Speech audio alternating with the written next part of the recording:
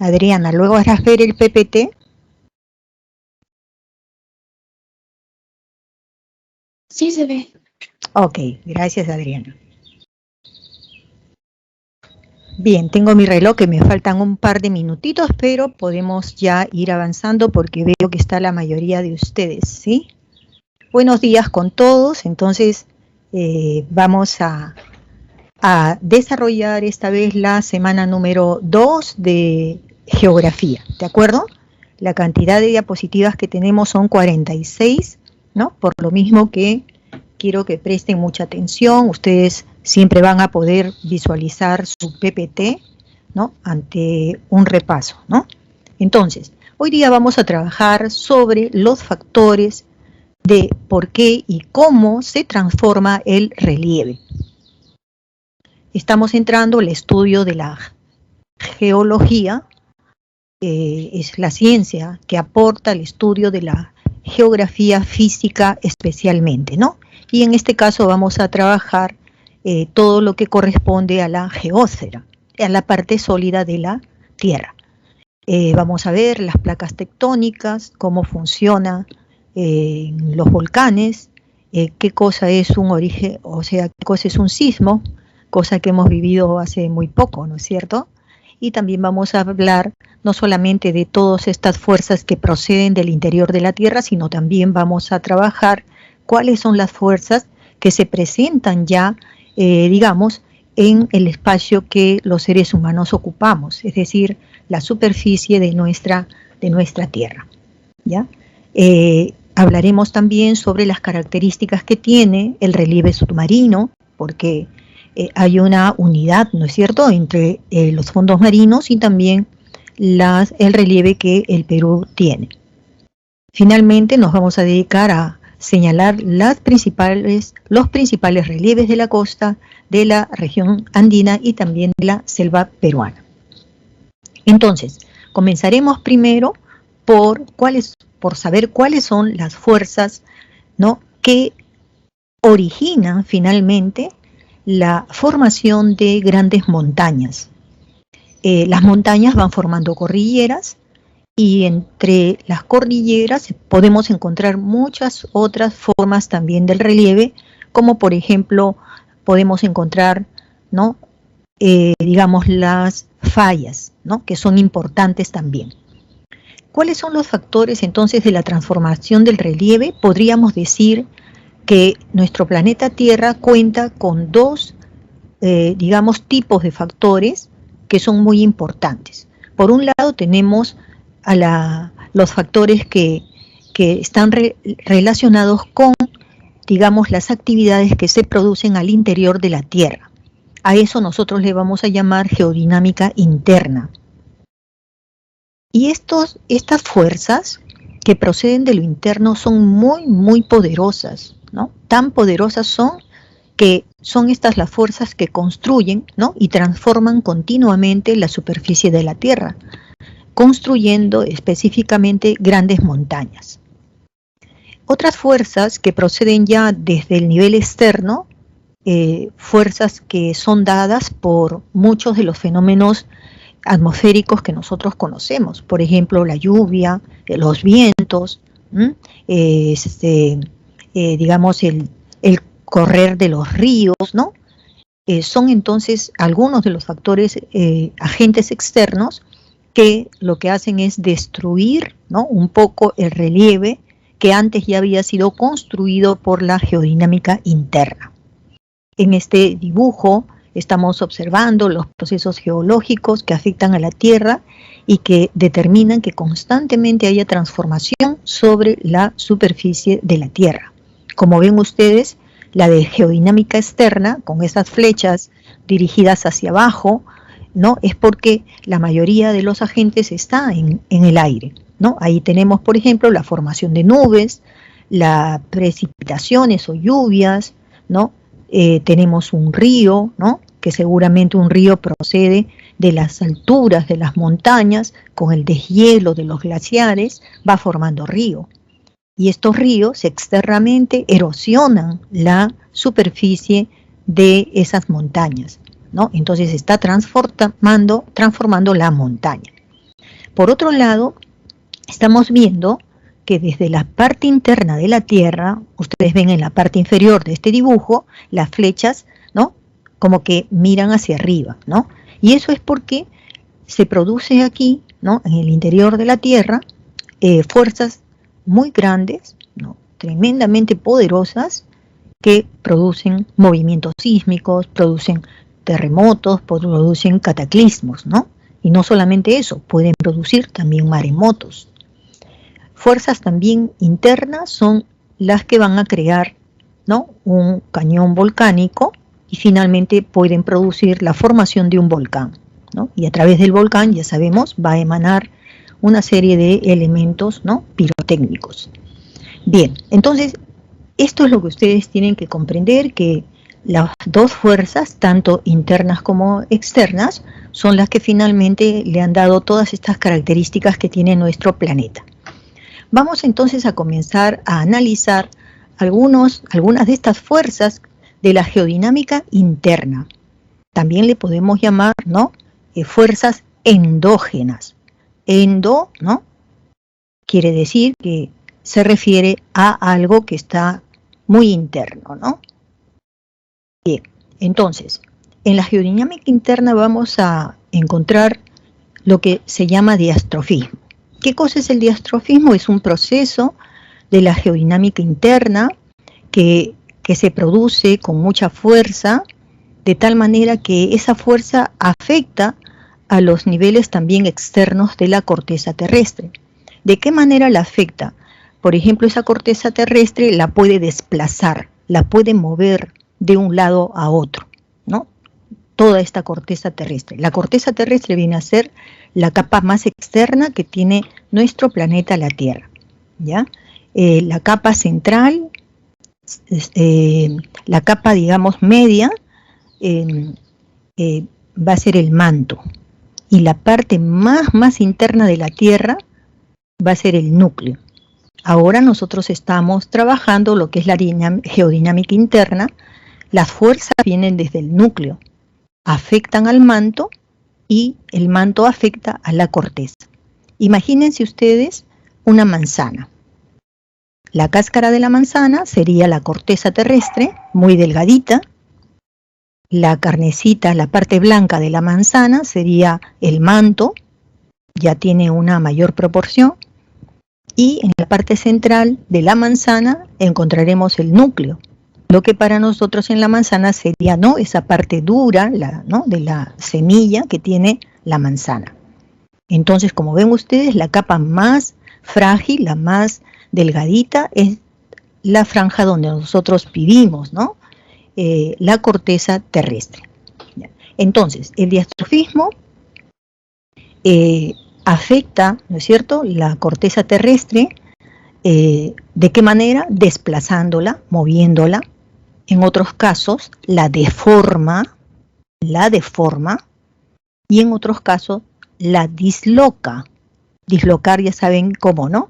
Digamos, si yo me fracturo, ¿no?, un brazo, un huesito, un hueso, dislocar es como hacer una rotura, ¿no? Entonces, eso también se produce con el diastrofismo. Ahora, en el diastrofismo se producen dos tipos de movimientos, los movimientos epirogénicos y los movimientos orogénicos. Epi significa grande, inmensamente grande.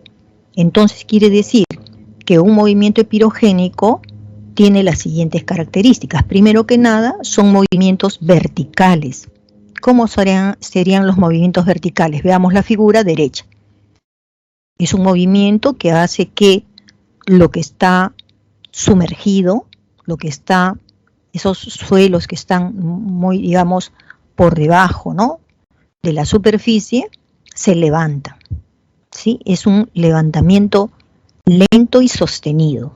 ¿Qué quiere decir que sea lento y sostenido? Quiere decir que ni siquiera, en este momento está habiendo diastrofismo y no lo sentimos, porque es lentísimo, es lento, ¿no? Entonces, lo que antes estaba hundido, lo levanta, ¿sí?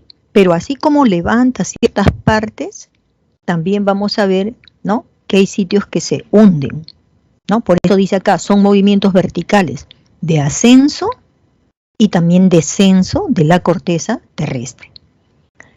Epi les dije que era grande. Eso es por la característica de que son grandes superficies de la corteza terrestre. El tamaño que tiene, las distancias que abarca son grandes. Por eso hablamos de vastas superficies. Vasta significa extensas superficies. Son muy lentos y sostenidos. ¿Y qué es lo que va a formar? Por ejemplo, va a formar ya en el continente, ¿qué forma? Va a formar, ya en tierra, ¿no? ¿Qué cosa formaría? Formaría los continentes, ¿no? O sea, si alguien me pregunta, ¿no? ¿Cómo se originan los continentes? Pues le diría, se originan debido a los movimientos epirogénicos, que son movimientos de ascenso y descenso, y han sido levantados, ¿no? Estas tierras a través de un proceso que ha durado millones de años, ¿sí? Bien, otra formación que también es de ascenso puede ser, por ejemplo, los llamados escudos. Por ejemplo, escudo es muy parecido a lo que es una meseta, ¿ya? Es muy parecido a una meseta, digamos como la meseta del Collao, ¿ya? Solo que al decirle escudo, estoy hablando de una extensión muy grande, demasiado grande, digamos, de esa meseta. ¿Quién lo tiene? Por ejemplo, lo tiene Brasil, la meseta brasileña y la meseta del Mato Grosso. Son terrenos que se han levantado por epirogenia y que son bien extensas. Ese levantamiento no es tan alto, no es tan significativo como nosotros tenemos la meseta del Collao. La meseta del Collao tiene más de 4.000, ¿no? Más de 3.700 metros sobre el nivel del mar. En cambio, las mesetas en Brasil pues no tienen tantos miles de metros, ¿no? No, son mesetas bajas. Para ellos es importante un escudo porque son campos para cultivar y son muy grandes, muy extensos. En nuestro caso, no. Bueno, no se olviden entonces, forma escudos parecidos a las mesetas, solo que son bien grandes, y también puede producir tablazos. Por ejemplo, ustedes ven aquí una foto del tablazo de Colán en Piura. Todo eso que ustedes ven al fondo como si fuera, ¿no?, acantilado, como por ejemplo la Costa Verde, ¿no? Podríamos pensar como la Costa Verde. Entonces, todo acantilado decimos cuando está frente al océano, pero esto de aquí también lo tenemos nosotros en Piura, son los tablazos. Por ejemplo, si queremos irnos a Máncora, tenemos que subir a estos tablazos y buscar luego un camino para llegar a las playas, ¿sí? Bien, entonces está fundamentada en la teoría de la isostasia. ¿Qué quiere decir esto? Quiere decir que son terrenos que pueden sufrir procesos de ascenso y también procesos de descenso, ¿no? Eso es algo natural. También podría ponerles un ejemplo, aunque ponerles ejemplos a veces me hace retardarme un poquito en las diapositivas, pero creo que debo decirlo. Por ejemplo, si ustedes tienen un balde lleno de agua, y si nosotros le metemos a ese balde ya al tope del agua, le ponemos dentro de ese balde un ladrillo, ¿qué va a ocurrir? Parte del agua va a tener que salir, ¿no es cierto? Va a tener que salir, porque no es posible que en el balde quepa, ¿no?, una cantidad al tope de agua, y si yo le pongo un ladrillo que ocupa un espacio y una masa, no vaya a pasar nada. No, sí va a pasar, se va a rebalsar el agua que está en el balde, ¿no es cierto? Eso pasa con la tierra. Si hay zonas que se elevan, entonces debe haber lugares en la tierra en las cuales ese relieve se hunde. Así es la cosa, ¿ya? Sitios que se van levantando de a pocos y luego sitios que se van hundiendo de a pocos. Y no lo sentimos porque son muy lentos y sostenibles. En cambio, los movimientos orogénicos son otra cosa. Podemos decir que tienen características hasta contradictorias frente a lo que ha sido el diastrofismo. Los movimientos orogénicos son aquellos que inmediatamente a mí me llevan a pensar que estos movimientos son los que forman las montañas. Ya no estamos hablando de tablazos, ya no estamos hablando, ¿no?, de escudos, ahora estamos hablando de cordilleras, ¿ya? Son movimientos horizontales, como ven, por ejemplo, en el dibujo, ahí donde dice placa Nazca, como ven ustedes, el movimiento es, ¿no?, ustedes ven, del oeste al este, y en cambio la placa sudamericana es al revés, el movimiento es del este al oeste. Y obvio que ustedes ven que ambas placas, una frente a la otra, están, ¿qué cosa? Están rozándose, ambas placas. Se rozan y se rozan entre ellas, se empujan y se rozan, ¿correcto? Los movimientos orogénicos son movimientos horizontales asociados a los diversos procesos que se producen, sobre todo en esta margen de las placas. Margen de las placas viene a ser el borde donde ambos se están relacionando, ¿no es cierto? Los materiales, ¿qué pasa? Cuando hay esta fricción entre dos placas, los materiales comienzan a sufrir cambios, ¿no? Y esos cambios se manifiestan a través de las deformaciones que empieza a tener, ¿no?, tanto en este caso particular de la placa Nazca, que es una litósfera oceánica o corteza oceánica, mientras que la placa sudamericana es una cordillera continental, ¿no? Pero ambos están compuestos de rocas, y rocas que friccionan una contra la otra. ¿Qué pasaría si nosotros aquí en la superficie tomamos dos pedazos de piedra y comenzamos a, ¿no?, frotar una con otra? ¿Qué se produce? ¿Qué se puede producir? Se puede producir chispas, ¿no es cierto? Y esas chispas pueden producir fuego. Entonces, entiendan ustedes que aquí ya no estamos hablando de dos piedras, estamos hablando de grandes cantidades y toneladas de rocas que están friccionándose una con otra. ¿Qué va a suceder? También hay chispas, también se quema ese material rocoso. Tanta es la temperatura que ahí se produce que esas rocas se derriten, se vuelven líquido. ¿Se dan cuenta? Entonces estamos hablando de una transformación, ¿no?, una deformación de la estructura rocosa y también de un cambio de estado, ¿no?, que ya del estado sólido que eran, se puede derretir ese material. Y esto da lugar a la formación entonces de plegamientos en la parte externa, como se están, ¿no?, digamos, ambas cortezas se están rozando, entonces se arruga la corteza terrestre. Se arrugarse, ¿no? Como cuando yo tengo el mantel encima de mi mesa, un mantel de tela, y si pongo mis palmas a los costados, una frente a la otra, y luego junto mis manos arrastrando el mantel de la mesa, se van a producir pliegues, ¿no? Y esos pliegues se producen porque el suelo tiene mucho aire. Ese suelo es un suelo que también contiene oxígeno. Y de esa manera no es un suelo, no es una roca compacta. Y esa característica tiene el suelo, ¿no?, digamos, de la litósfera. Pero si encontramos que esto se produce en un lugar sumamente, digamos, rocoso, ¿no?, donde hay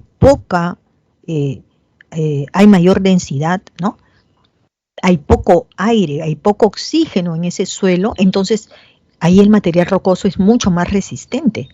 Y entonces ya ahí ya no se pliega la montaña. ¿Qué va a suceder allí? Con rocas muy, muy compactas, ahí lo que se va a producir es una falla. ¿Qué es una falla? Ya se los decía en una diapositiva anterior. Es una fractura.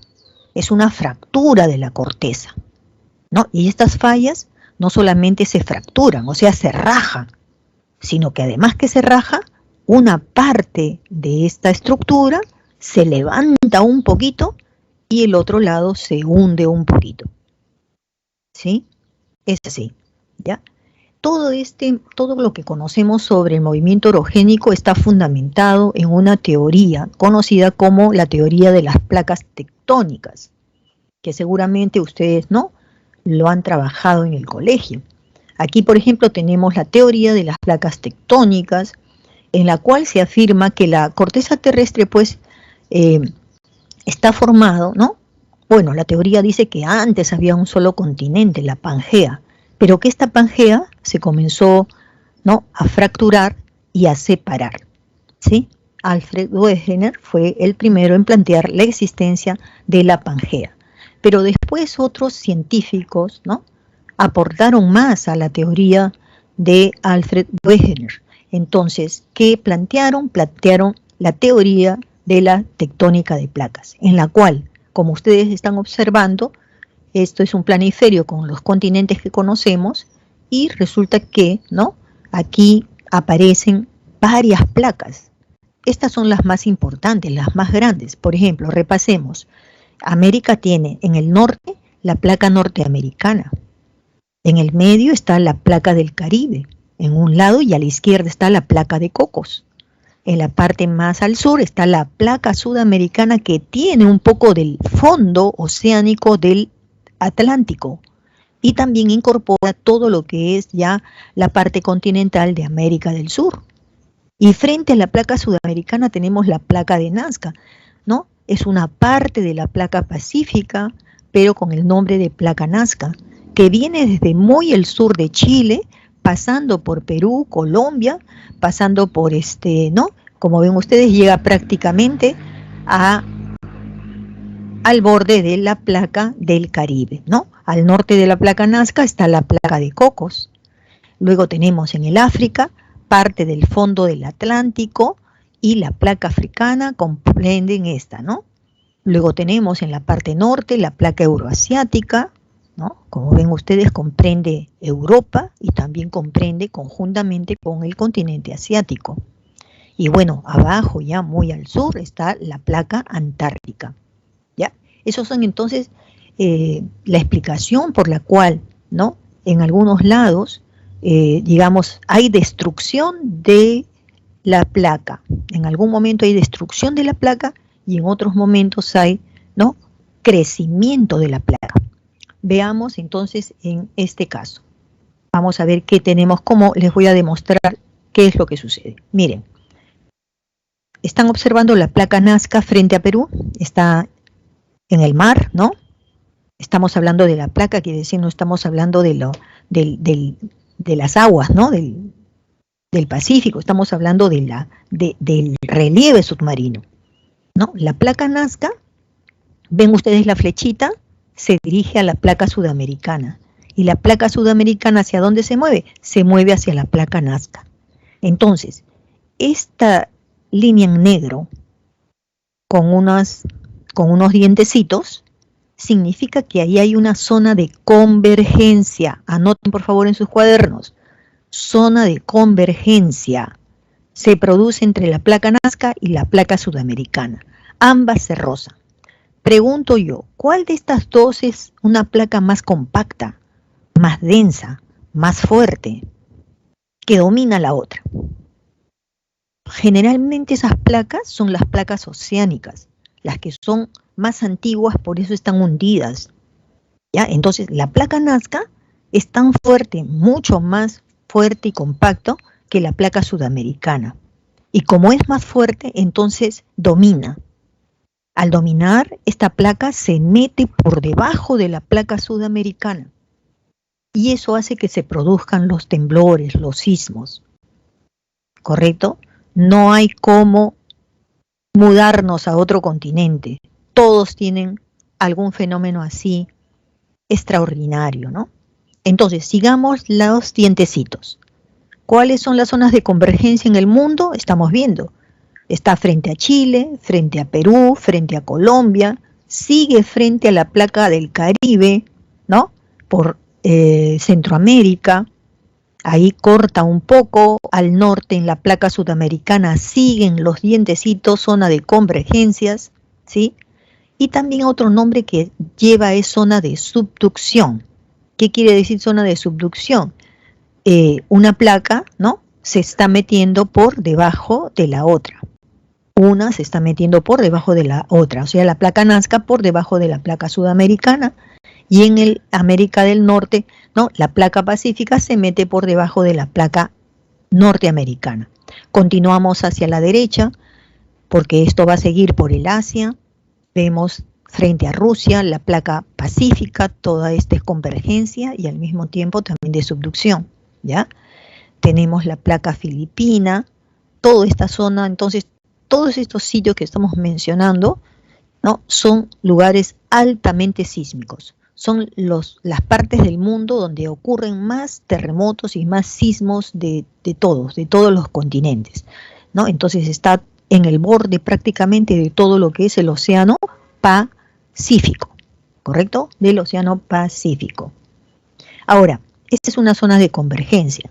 Ahora, ¿qué cosa es una zona de divergencia? Divergencia quiere decir divorcio. Se separan, divergencia.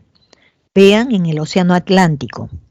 Ven ustedes una línea, ¿sí? Que viene desde el Polo Norte por el Atlántico. Luego, como ven ustedes, tiene una zona, ¿no?, de quiebres, de desplazamientos, y luego sigue hasta la parte sur, prácticamente se va hasta la placa antártica. ¿Qué hay ahí? Esta es una zona de divergencia. ¿Qué quiere decir? Que aquí ya las placas no chocan, sino las placas se separan, se van separando. ¿Ven cómo están las flechas? La placa sudamericana se mueve al oeste y la placa africana se mueve al este. Es como despejar. Yo estoy haciendo con mis manos, ¿no? Imito ahí y abro. Las dos placas las retiro, las separo. Y ahí viene la pregunta. ¿Y si yo separo las placas, qué cosa hay debajo? Si abro yo la litósfera, la corteza terrestre, ¿qué cosa veo? Veo el manto. Y el manto no es sólido, ¿no? Bueno, externamente ese es un manto externo, entonces no es sólido. Podría ser semisólido, podría ser líquido, porque les expliqué a ustedes que, ¿no?, debajo de la corteza está el manto, ¿no? Y el manto tiene una zona que se llama astenósfera, donde el material rocoso ya no es sólido, de ninguna manera, por las altas temperaturas que allí hay. Entonces, al volverse prácticamente líquido o semisólido, empieza a emanar de allí lo que viene a ser el material magmático, o sea, las rocas disueltas, material magmático, ¿ya? Ese material magmático entonces sale, y si esto es el Atlántico, entonces mucho, digamos, de este fondo oceánico del Atlántico está hecho de rocas volcánicas, que obviamente con el agua ya se enfrían y se quedan solidificadas ahí en ese fondo marino.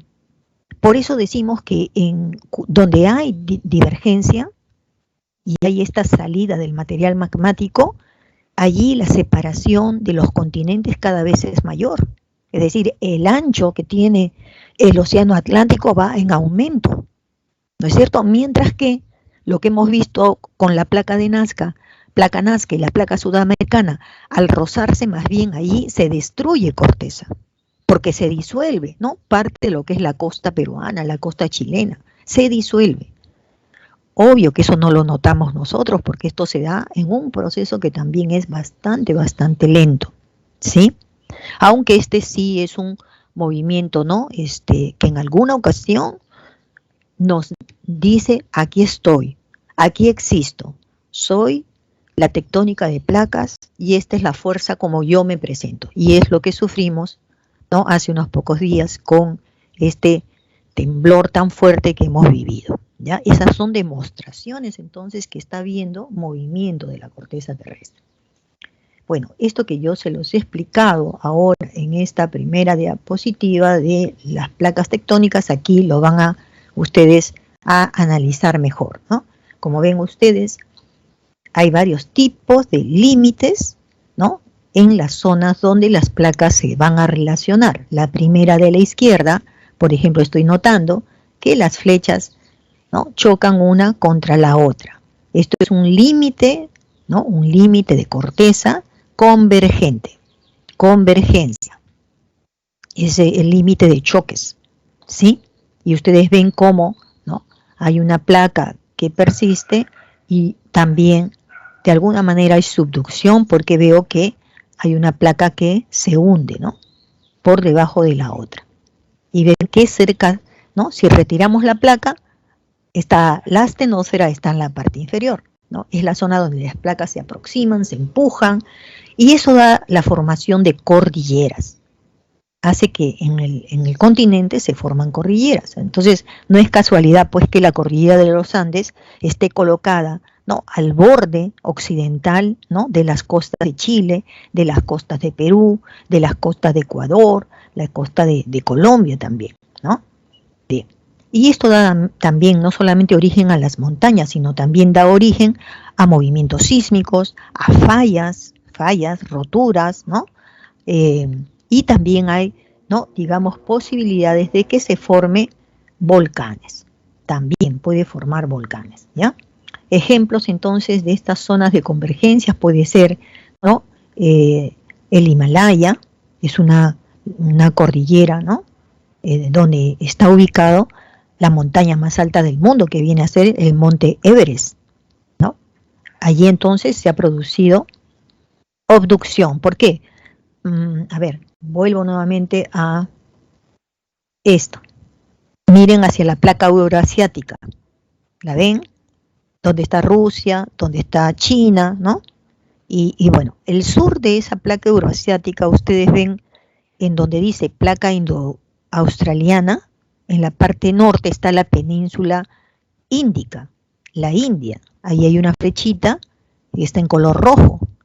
¿Qué quiere decir? Que todo este trozo de la India era una placa separada de la placa euroasiática, pero con estos movimientos de las placas tectónicas, esta se junta y choca contra la placa euroasiática. Quiere decir que esto es un choque de titanes. Una de ellas es la placa euroasiática, que se mueve, ¿no? Y también tenemos la placa, ¿no?, índica, que también se mueve, y ambas se mueven en sentido contrario. Cuando dos placas, ¿no?, chocan de esa manera, no es que una placa de ellas sea oceánica, no, las dos son continentales. Entonces ahí al centro se produce obducción, es decir, las dos piedras se compactan una dentro de la otra. Digamos como si fueran dos plastilinas, ¿no? Cuando yo aplasto dos plastilinas, son sólidas, aplasto las dos, finalmente una plastilina se mete sobre el otro color. Eso se llama obducción. Límites divergentes. Bueno, y los Andes es subducción. Los Andes, ¿por qué? Porque la placa Nazca es una placa oceánica y ya el continente sudamericano viene a ser una placa continental. Entonces, cuando son diferentes, una es oceánica y la otra continental, ahí hay subducción. Ahora, límite divergente. Las dos se separan, como ven ustedes. ¿Y qué va formando en el medio? Va formando una dorsal. La dorsal atlántica, que es la que mostré aquí desde el recorrido de el Polo Norte, prácticamente por todo lo que es el Atlántico, es la dorsal más grande que tiene el mundo. Es la más grande, las demás aparecen entrecortadas, pero esta es una muy extensa. Entonces por ahí emana, ¿no es cierto?, actividad volcánica. Por allí va aumentando, ¿no?, digamos, el espacio que tiene, crea nuevos suelos, ¿no?, nuevos suelos, así sean suelos hundidos. Entonces la dorsal es como decir una cordillera, pero esta cordillera está cubierta del mar, en este caso del Atlántico, ¿no? Entonces, este límite es un límite divergente, son zonas de separación de placas, genera nueva corteza, nueva litósfera, ¿no?, oceánica, y da origen a dorsales oceánicas, también da origen al Gran Rift. El Gran Rift está en el continente africano, se abre, pero va aumentando el tamaño del valle, ¿no? Esto es en el continente africano. Y también produce movimientos sísmicos. Y luego tenemos los límites transformantes. Estos límites transformantes son zonas donde no se va a crear litósfera, pero tampoco se va a destruir. Es decir, es como que fueran dos placas, pero no quieren pelear. No quieren tener problemas una con la otra, así que una dice, no, yo me voy para la derecha, y la otra placa dice, me voy para la izquierda. Mejor no te veo. ¿Ya? O sea, solamente lo que hacen, como ven en la figura, se separan, ¿no? Fallas transformantes van haciendo como una especie de zigzag, te evito, y entonces se empieza a ver una especie de quiebre nada más, ¿no? Las placas se deslizan lateralmente una respecto a la otra y eso va a dar origen a fallas y podría ser también a movimientos sísmicos, ¿correcto? De todas maneras, todo ese movimiento tiene que liberar energías y lo hace a través de movimientos sísmicos. Bien, decíamos entonces que para ver las fuerzas internas teníamos dos, ¿no? Dos fenómenos, el diastrofismo y el vulcanismo. ¿Qué cosa es el vulcanismo? Ustedes lo conocen mucho mejor, ¿no? Es el desplazamiento del magma, material rocoso, ¿no? Este material magmático que hablábamos hace un rato, que está en el manto, pero que en algún momento entonces sale, ¿no? Sale desde la astenósfera a la superficie.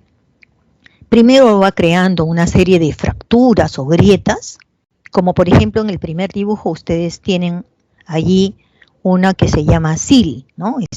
Este material magmático que viene desde el batolito asciende, porque miren, cuando una roca se calienta, se dilata, es decir, aumenta su tamaño. Entonces, esa dilatación tiene fuerzas, entonces empuja a la corteza terrestre, va quebrando ciertas partes del interior de la corteza terrestre y finalmente llega a salir. Cuando sale, ya este material magmático, lo que se llama magma, ya afuera, a través del volcán, ya se le va a llamar lava, ¿correcto? Ajá, muy bien. Entonces, este fenómeno del vulcanismo, ¿dónde, en qué lugares se va a presentar? Ahí tenemos. Esto se presenta en zonas de divergencia y también en zonas de convergencia de placas. Volvemos otra vez aquí. Ajá. La placa Nazca con la placa sudamericana, esta es una zona de convergencias. Entonces, hay lugares dentro de la cordillera de los Andes donde hay una cantidad importante de volcanes. Por ejemplo, frente a lo que tenemos Arequipa. Arequipa es, ¿no?, una ciudad muy bonita, muy linda, rodeada de volcanes. Y están esos volcanes muy cerca del mar, muy cerca. Eso se ha producido entonces por el choque de las placas, ¿no? Y donde también vamos a encontrar volcanes, solo que es raro porque lo que vemos va a ser la superficie del océano Atlántico, pero ya se ha filmado, ¿no?, que estos lugares, ¿no?, que hemos conocido aquí, ¿no?, como zonas, ¿no?, de desplazamiento de las placas, porque estas se van a separar, lo que nosotros llamamos dorsales. Entre esas dorsales pues hay volcanes, ¿no? Hay volcanes, solo que es extraño, ¿no?, porque como les digo, no es como un volcán en continente, sino es un volcán, pero un volcán un poco, no muy bien presentable, ¿no? Y lo tenemos como dorsal, ¿ya? No se vayan a olvidar de eso, es importante. Y vamos a ver aquí que existen dos tipos de vulcanismo. El vulcanismo intrusivo o magmatismo intrusivo y el magmatismo extrusivo. In significa dentro, extrusivo, ex significa afuera. El magmatismo intrusivo, como ustedes están viendo en el dibujo, ¿no?, se produce desde la parte interna, ¿no? Cuando el magma comienza a aumentar su densidad, su energía, entonces comienza a crear cavidades, fisuras dentro de la corteza terrestre para poder salir. Y todo esto sale en estado de fusión, quiere decir que sale como un líquido caliente, ¿no? Caliente, muy caliente, incluso se puede ver fuego, ¿no?, encima de este material. Ahora, cuando este material magmático sale, ¿no?, por fuera, comienza a haber otra transformación. Ya hacia afuera es otra transformación. Hay varios tipos de rocas intrusivas. Por ejemplo, aquí tenemos un batolito, ¿ya? ¿Qué diríamos del batolito? Batolito, como ven, es una masa grande, ¿no?, muy extensa y no tiene forma, es de forma irregular. Es grande, extensa y una forma irregular. Luego, a ver, a la derecha, ¿qué sale? La colito. Pero antes de ser la colito hay como una columna, ¿no? Hay como una como un puente, ¿no? Este se llama dique, cuando tiene la forma de un filamento. Y una vez que llega y trata de salir, no sale. El acolito tiene la forma de un hongo, no sale al exterior. Entonces quiere decir que es magmatismo intrusivo. Luego a la izquierda tenemos el lopolito, que tiene también dique porque veo ahí una columna de contacto. Entonces, y luego arriba parece una copa, ¿no? Miren la diferencia entre el acolito que parece un hongo y el lopolito que parece una copa, ¿ya? Ahora nos vamos al sil. El sil me parece como un árbol, tiene diques y tiene como alas, ¿no? Que se van a los costados. Esto se llama sil. Y tenemos otro que se llama stock, que parece un globo. Todas estas, como ustedes ven, la única que ha creado volcán es el sil. Aquí, ¿no? Un sil finalmente terminó siendo, luego se transformó en un magmatismo extrusivo. ¿Ya? Entonces estas rocas las conocemos, porque cuando uno va hacia la región andina, ya el hombre ha construido carreteras y en las carreteras ha tenido que cortar muchas partes, ¿no? De una montaña. Y al cortar esas partes de la montaña uno nota que existen este tipo de intrusiones. Vamos a ver ahora el magmatismo extrusivo. Ya el extrusivo es cuando el magma va a ser impulsado ya por las corrientes convectivas y las va, ¿no? Prácticamente a sacar a través de un cráter, que es la parte, ¿no? Digamos, más externa y más alta que tiene, digamos, el volcán. El volcán está compuesto de un cono, tiene una forma de un cono, ¿no? Es el cono volcánico, y para que se forme ese volcán, entonces ha tenido que haber salida del material magmático hacia el exterior. Y a través de los años ha ido aumentando y creciendo el volcán. Supongo yo que ustedes han visto aquel volcán, ¿no? Que ha dado muchos problemas a una de las islas que tiene España, ¿no? La isla Canaria. La Canaria se llama, no las Canarias, sino solamente la Canaria, que es una, ¿no? Y ya visto ustedes ahora, el volcán ha quedado allí, ya se apagó, el volcán ha crecido, ¿no? Se ha presentado prácticamente un volcán que no erupcionaba hace mucho tiempo. Bueno, entonces el magmatismo extrusivo, no se olviden, es cuando el magma es impulsado por las corrientes convectivas, asciende, ¿no? Y llega a la superficie por erupción volcánica, creando cráter, crea el cono volcánico, se ve desparramar la lava y se va endureciendo. Luego hay un suelo magmático, hay mesetas magmáticas también, ¿no? O volcánicas, ya le diríamos, ya no tanto magma, sino le diríamos suelo volcánico. Eso es lo que va a ir creando, ¿ya? Bien, esto entonces, ahora vamos a la actividad sísmica. ¿Qué tenemos aquí? Los sismos ya los conocemos todos perfectamente, ¿no? Sabemos que son movimientos que tienen un proceso paulatino, sabemos cómo comienzan, ¿no? De repente primero es solamente ruido, movimiento ligero, después nos da sacudones, ¿sí? Ya, quienes tenemos más sismos y terremotos en nuestra historia de vida, sabemos, ya conocemos este sismo, ¿no? Ya no nos asusta tanto como antes, ¿no? Siempre le tenemos un poco de temor, pero ya no es tanto como antes. Simplemente hay que actuar, el colegio ya nos ha enseñado cómo actuar, ¿no? Entonces, se libera esa energía. No puede haber una energía que se concentre en el centro de la Tierra y no se libere. Al contrario, es bueno que se libere, porque tanta energía no lo va a poder soportar la masa, ¿no? Que tiene, digamos, nuestro planeta Tierra. Y esta es una manera de cómo lo puede liberar. Pero esta se desprende de manera súbita, ¿no? La energía que tiene es una energía física y mecánica, ¿no? ¿Por qué? Porque son movimientos que van a ir hacia todos lados, ¿no? Puede estar muy cerca de la superficie, como puede estar muy alejada, ¿no? En fin, ¿ya?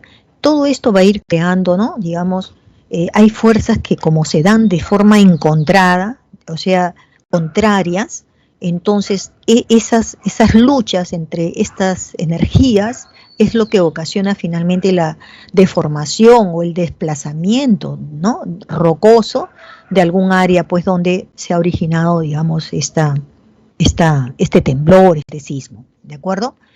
Bueno, entonces, estas están relacionadas, ya hemos dicho, con el choque de placas, está relacionado donde hay volcanes, porque hay también movimientos sísmicos originados por volcanes, cuando trata de sacar un material magmático muy espeso, muy denso, entonces eso también, ¿no?, son grandes cantidades de rocas que van empujándose por la chimenea para salir, ¿no? Entonces es probable, ¿no?, que en esa salida, si el material es sólido, ¿no?, muy denso, entonces se produce sismos. Por ejemplo, en Arequipa no hay un día donde no haya sismos, y sismos que son sensibles, ¿ah? O sea, uno los siente, no son temblorcitos, ¿no? Hay algunos y la gente sigue haciendo sus cosas, ¿no? Bien, la actividad sísmica. Tenemos nosotros instrumentos para poder medir la cantidad de energía que se va liberando, pero hay algunos términos que hay que conocer primero. Tipos de ondas sísmicas. Tenemos las ondas sísmicas primarias, ¿no? Son aquellas, ¿no?, que se producen a partir del hipocentro. ¿Qué cosa sería el hipocentro? A ver, ustedes tienen aquí en este dibujo, tenemos en la parte superior, dice epicentro. El epicentro está ¿dónde? Está en la superficie de la Tierra. Ahí donde están estos parques, estos edificios, ahí está el epicentro. Ahora, si nos dirigimos, digamos, de ese epicentro hacia el núcleo de la Tierra, entonces nosotros vamos a encontrar el hipocentro. Epicentro, este va a ser el que está dentro de la Tierra, se llama hipocentro. Entonces, todos los sismos se producen en algún punto del hipocentro, o también se le puede decir foco, ¿ya? Mientras más cerca esté el hipocentro o foco de la superficie de la Tierra, entonces el sismo puede convertirse en un terremoto. Por ejemplo, este sismo que hemos tenido no ha sido tan superficial, ha estado bastante hundido y gracias a eso no ha producido mayores, digamos, desastres como un terremoto, ¿ya? Entonces, mientras más hundido esté el hipocentro, bueno, va a haber menos, ¿no?, menos mortalidad, ¿no?, aquí en la superficie. Pero si ese hipocentro está muy cerca del epicentro, entonces ahí viene la cosa, ¿no? Bien, luego tenemos, entonces las ondas primarias que va a detectar el sismógrafo es desde el hipocentro, desde ahí. Y son, no se olviden, las primarias son las que más rápido corren, las que sentimos más rápido, ¿no? Las secundarias, ¿cuáles son? O transversales, aquellas que se producen también en el hipocentro, ¿sí? Pero estas ondas son más lentas, ¿ya? Más lentas que las longitudinales. Y luego tenemos las ondas superficiales, que se propagan a partir del epicentro, o sea, de la parte externa. Desde allí también van a surgir unas ondas, ¿no?, que son las que vamos a sentir nosotros, ¿sí? Y además son las que más daño nos ocasionan, las superficiales, porque parte del epicentro, ¿ok? Bien, ahora vamos a ver las escalas sísmicas, porque también eso necesitamos nosotros conocer, porque en Perú somos pues un país que continuamente tenemos, digamos, estos sucesos, ¿no? Bueno, tenemos la escala que se conoce como magnitud local, ¿no? Magnitud local. Antes se le solía llamar escala de Richter. Es una escala que mide la cantidad de energía que se va a liberar desde el foco o el hipocentro, como le hemos llamado, ¿no? En la actualidad, esta escala permite medir sismos, ¿no?, solamente hasta 6.5 grados de magnitud, ya solamente hasta allí, ¿no? Ya para sismos mayores se utilizan otras escalas. Tenemos la escala magnitud momento, MW. esta magnitud momento es la más usada actualmente en Perú, ¿ya? Es la más acertada también, ¿no? Y permite medir ya los sismos que son pequeños o los sismos que son de grandes, ¿no? Grandes dimensiones, ¿ya?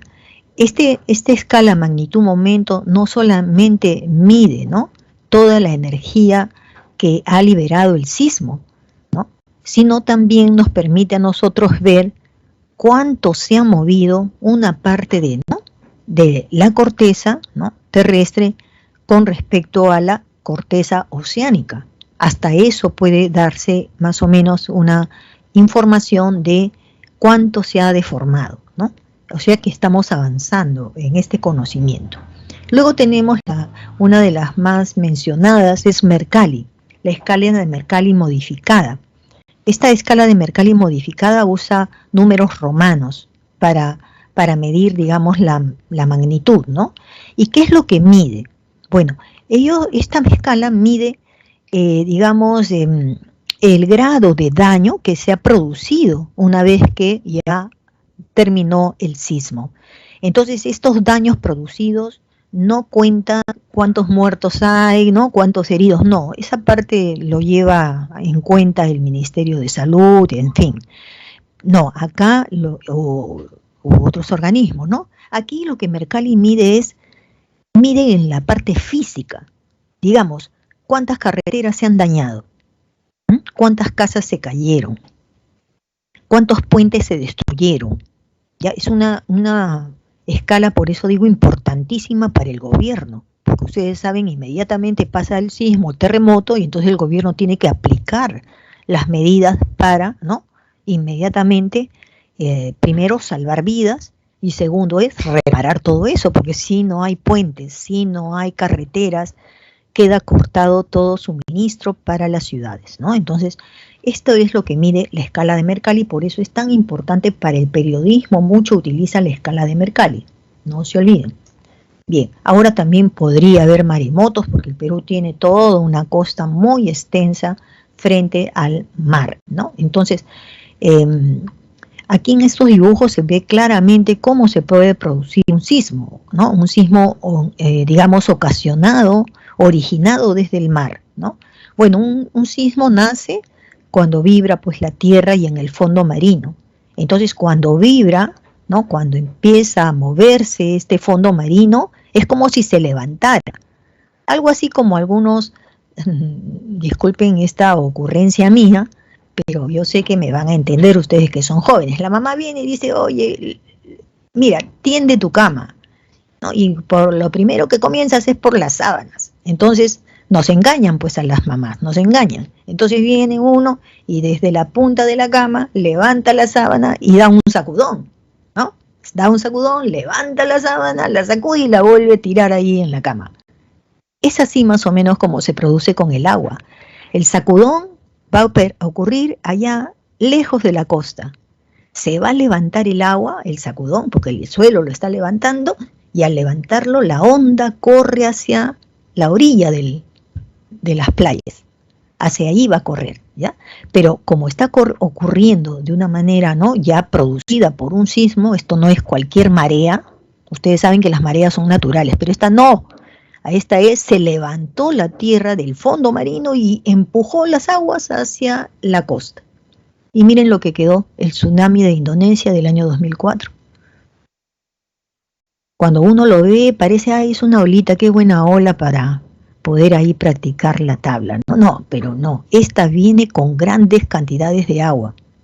Y no es un olón, ¿no? No es que venga la espuma, ¿no?, como vienen chorrillos, no. Viene el agua. Y puede venir suave, pero como es tanta la cantidad de agua que tiene, que destruye todo, ¿ya? Dios mío, ¿qué hago con las diapositivas? Por Dios, ya, seguimos. Miren, aquí tienen ustedes un cuadro de los sismos más significativos que hemos vivido en los últimos años, ¿sí? Tenemos lo que se produjo en Chimbote, fue en el año 1970, un terremoto terrible, porque la fuerza con la que vino, digamos, este terremoto frente a las costas de Chimbote, fue tanta las ondas que produjo con tanta fuerza que llegó a afectar a la cordillera de los Andes, ¿no? A la cordillera Blanca sobre todo. Entonces, y la cordillera Blanca, que como saben ustedes tiene hielo en la parte superior, entonces se resquebrajó este hielo y debajo del hielo había agua, como todos, debajo de todos los glaciares siempre hay agua. Entonces corrió esas aguas como si fuese como un río, como si se hubiera formado un río y cae de golpe y eso destruye, ¿no? A poblaciones digamos en Ancash, sobre todo a la ciudad de Yungay. Miren ustedes ahí, esto es Huaraz, es la capital, pero si así la capital, miren ustedes cómo afectó el terremoto. Aquí no está, esta imagen no es de Yungay. En Yungay lo único que aparece es el barro. Se hundió todo, destrozó todo y hubieron 67.000 muertos. Y luego tenemos ya el año 2007, no sé qué edad tendrían ustedes, algunos recién nacían creo, ¿sí? Entonces ahí vamos a tener que perdón, disculpen. Ya. Entonces este terremoto de Pisco fue terrible también, ¿no? Bueno, ya sus padres les habrán contado que fue una noche donde las luces en el cielo se abrían y bueno, ahí hay varias teorías que explican por qué fueron esas luces. Unos dicen que fue por cortocircuitos, ¿no? Y otros dicen también que fue porque simplemente las energías que salen desde el mar, desde esos lugares donde hay el choque de las placas, ¿no? Bien, entonces, ahora vamos con la geodinámica externa. Esta geodinámica externa tiene lugar sobre la superficie de la Tierra, ¿ya? Es decir, sobre la litósfera. Como ven aquí ustedes, ¿no?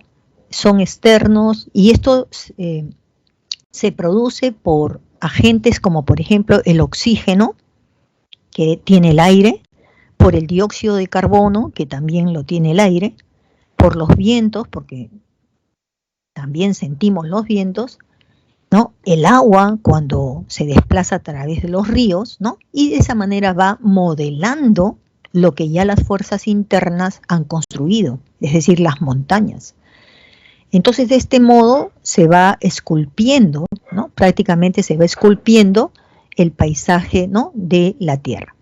Vamos a notar procesos geológicos externos, por ejemplo, la meteorización y también la erosión. La meteorización y la erosión. Primero vamos a trabajar lo que es la meteorización, ¿correcto? ¿Qué es la meteorización, no? Esto es este fenómeno por el cual las rocas, que todos conocemos rocas, ¿no? En la superficie, ¿no? Entran en contacto con la atmósfera. Entonces, en ese momento que entran en contacto con la atmósfera, por ejemplo, cuando la roca magmática sale ya al exterior, con lo primero que se encuentra va a ser ¿con qué? Se va a encontrar, de repente si está lloviendo, se encuentra con agua. Entonces, este es un material que es muy caliente, ¿no? Porque ha estado a altísimas temperaturas, así que cuando sale, se puede cristalizar. Inmediatamente que sale ya empieza a haber transformación de estas rocas, ¿no? A esta degradación, o sea, está habiendo un desgaste aquí también, ¿no? Una transformación química, física, ¿no? Se le llama meteorización, ¿ya? Entonces, meteorización, vamos a ver, eso tienen ustedes que tomar un poquito de atención, ¿no? En la meteorización, las rocas que afloran, es decir, que salen hacia la superficie, al entrar en contacto con la atmósfera, con la hidrosfera o con la biosfera, inmediatamente son desintegradas y descompuestas, ¿ya? La meteorización se va a diferenciar de la erosión, porque la meteorización se va a realizar en el mismo sitio donde la roca aparece, ¿ya? En el mismo lugar donde está la roca comienza su transformación. Puede ser de manera física o puede ser de manera química, ¿no? Correcto, esas transformaciones pueden ser entonces de dos tipos, ¿no? Tanto física como también química. Bien, vamos a viendo aquí, por ejemplo, tenemos la meteorización física, ¿no? Cuando es meteorización física quiere decir que la roca se destruye, se puede romper en 2, en 3 o en 4, pero cada partecita de esas, cada parte de esa roca tiene la misma estructura química, ¿no? ¿Y qué cosa puede producir la meteorización física? O sea, el causante, ¿qué puede ser? El cambio de temperatura. O sea, de haber sido una roca intensamente caliente, entonces se convierte en, ¿no? Digamos, al exterior puede sentir esa baja de temperatura y entonces la roca comienza a romperse por sí sola. También puede ser porque el lugar tiene hielo, la roca entonces, ¿qué pasa, no? La acción del hielo, porque el hielo antes de ser hielo y sólido fue líquido, y ese líquido se metió por los poros, ¿no? Que tiene, digamos, la roca. Pero si baja mucho la temperatura, entonces ese agüita que está quedando dentro de los poros de la roca se vuelve un hielo, y el hielo aumenta, se dilata, y al dilatarse rompe la roca también en 2. ¿Ya? Y otro ejemplo también muy claro es cuando yo tengo una maceta, ¿no? Con una planta, entonces la maceta, ¿no? Obviamente las raíces, ¿no? De esa planta crecen, ¿no? Y si yo no le cambio el tamaño de esta maceta, hasta puede hacer que se rompa la maceta, ¿no? Es decir, la presión de las raíces de las plantas hace que también rompa las rocas, ¿ya? Esto es meteorización física.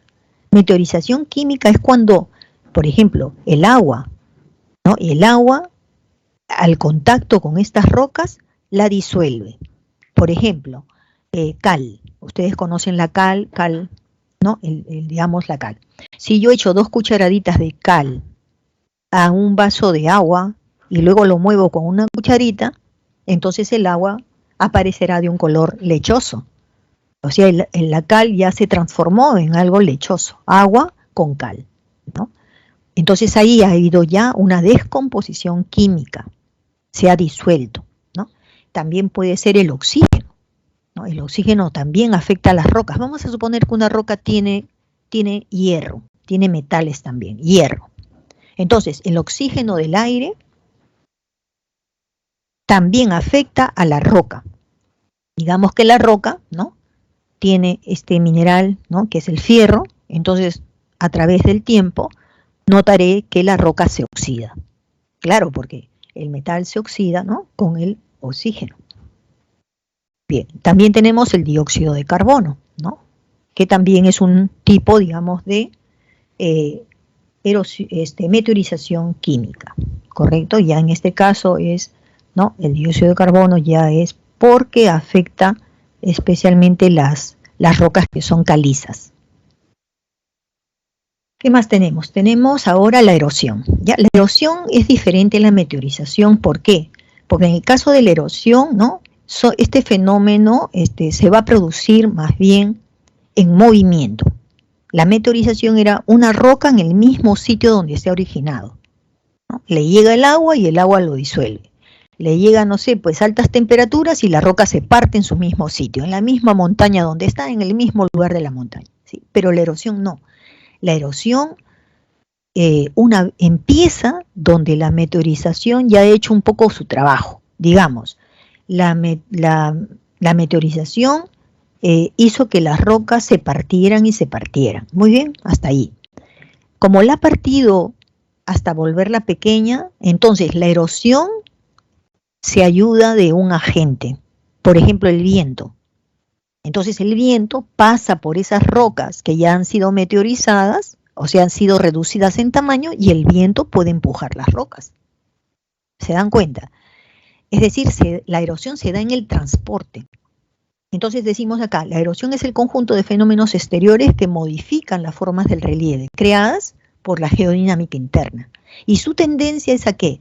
A que se vaya, ¿no?, nivelando la superficie de la Tierra. Desgasta las montañas y el desgaste, ese material desgastado, lo lleva a la costa para depositarlo. O sea, mientras se está llenando la costa o los valles, la montaña está perdiendo su altitud, ¿no?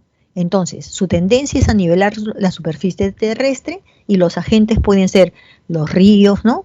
Las aguas subterráneas, las olas del mar, los vientos, los glaciares, la lluvia y también la nieve, ¿ya? El proceso se da en tres partes. Primero ha habido una desintegración o arranque físico de los materiales por distintos mecanismos, ¿sí? Un temblor inclusive puede hacer que se parta, ¿no? Una parte de la montaña, qué sé yo, ¿no? Entonces, esa es la desintegración, o sea, el material tiene que estar pequeño, ¿no? Porque va a depender un poco de la fuerza que tengan los agentes, ¿ok? Entonces, el segundo momento de la erosión viene a ser el transporte. Ahí es donde ya entra un río, por ejemplo, ¿no? A transportar materiales que son pequeños y los está llevando, grandes también, ¿eh? También llevan materiales grandes, rocas grandes, y luego ya en el camino se va desgastando porque la roca va chocando una con otra y se va partiendo y partiendo y partiendo, ¿no? Hasta que convierte las áreas en un área de sedimentación, ¿no? Es decir, se desplaza el desplazamiento de materiales a las áreas de sedimentación. Y la depositación es justamente el lugar donde ya el material va a quedarse, ¿no? Son los materiales, ¿no? Que se quedan sobre todo en las cuencas llamadas sedimentarias. Tipos de erosión. Ya hay varios tipos de erosión dependiendo del agente. Entonces tenemos, por ejemplo, la erosión fluvial. Fluvial viene de ríos, ¿ya? Entonces quiere decir, ¿no? El río puede, digamos, formar relieve por degradación y también el río puede formar relieves por agradación. Entonces aquí, por favor, anoten, anoten en su cuadernito. Cuando decimos degradación, quiere decir que el suelo se ha desgastado. El suelo se ha desgastado. Se le ha quitado material rocoso, se le ha quitado, ¿ya? Relieve por degradación, ¿ya? Y cuando decimos relieve por agradación, ya no es degradación, sino agradación, ¿qué quiere decir? Quiere decir que allí el material que lleva el río lo ha dejado, lo ha depositado allí, ¿sí? ¿Ok? Entonces, ya saben, ¿no?